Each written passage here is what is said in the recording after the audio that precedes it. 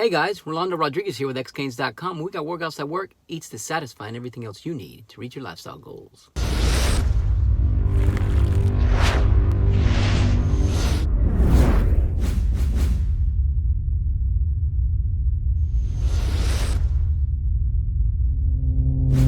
I just came across a number of articles online which are extremely frustrating to me, and it's talking about cyclical keto diet or keto cycling. It's frustrating on a number of levels. First of all, it's pretty much carb cycling by another name. As a matter of fact, the article titles say cyclical keto dieting. It's like keto, but you get to have carbs too.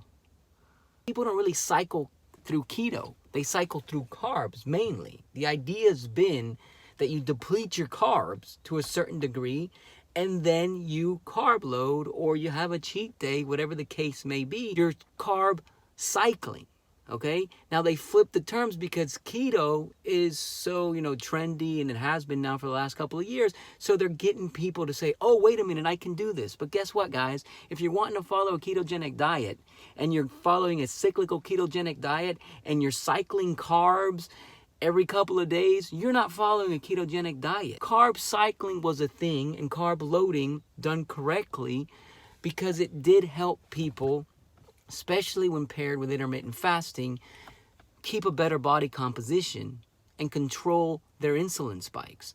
But if you are just going to say, hey, I'm doing a cyclical ketogenic diet, you're not doing the keto diet. If you're going to do the keto diet, you have to do it for an extended period of time. I would say don't cheat, and I've said this a number of times, at least for the first 4 weeks. If you cannot cheat for the first 8 weeks, that'd be great. And by cheating, I mean eating a bunch of carbs. And by a bunch of carbs, I mean anything over 75, for some people 50, for other people 100.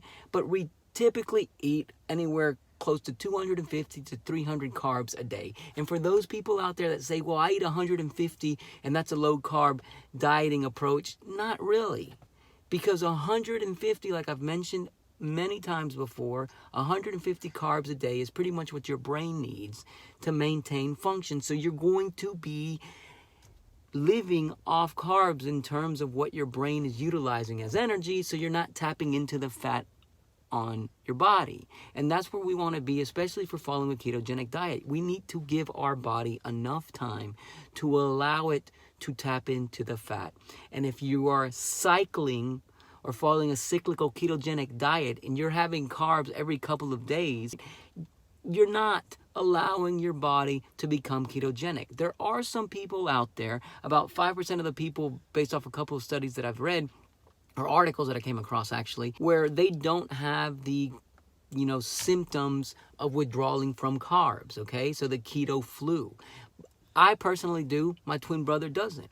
But what's the point here? The point is I can't be cycling in and out of ketosis every week because I end up feeling like crap. If I'm following a ketogenic diet, I feel amazing. Then I have carbs one day because I'm not following a cyclical ketogenic diet, I'm just cheating, and the next day I genuinely feel like I have a hangover. It's crazy. I have a headache, I feel lethargic the whole day, and then depending on how many days I cheat for or have carbs for, like if we go to Disney World and I have carbs the whole week, the following week when I get on my ketogenic diet, I feel the headache on day 2, I feel lethargic going into day 3, my workouts aren't that great, and then I feel perfect on day 4. But I go through that carb withdrawal where I noticeably have lower energy, where I noticeably have a headache, and I try increasing my sodium, potassium, magnesium, my water intake.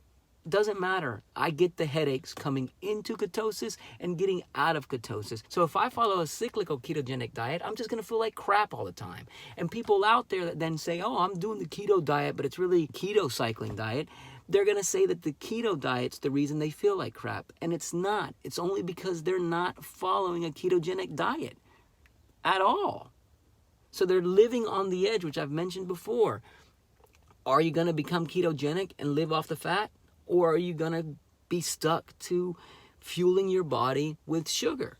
And your brains, there's this tug of war. And the brain and the body's always going to want to pull towards the glucose, not because it's our preferred source of energy, but because we have to get it out because too much sugar in the body is poisonous. In my opinion, the preferred source of energy is the fat on our body. If not, but guys, we really wouldn't store it, would we? There'd be some other method for us to store energy. It just happens to be fat. And we have to be able to tap into it. And a cyclical ketogenic diet will not allow you to tap into the fat on your body. And that's the whole point of a ketogenic diet, to have sustained energy throughout the day because you're living off the fat that you intake and, more importantly, the fat on your body. And that's it for now. This has been Rolando Rodriguez with xgains.com. Please let me know if you got any questions or comments down below. Please like, subscribe, and share to this channel if you haven't done so already.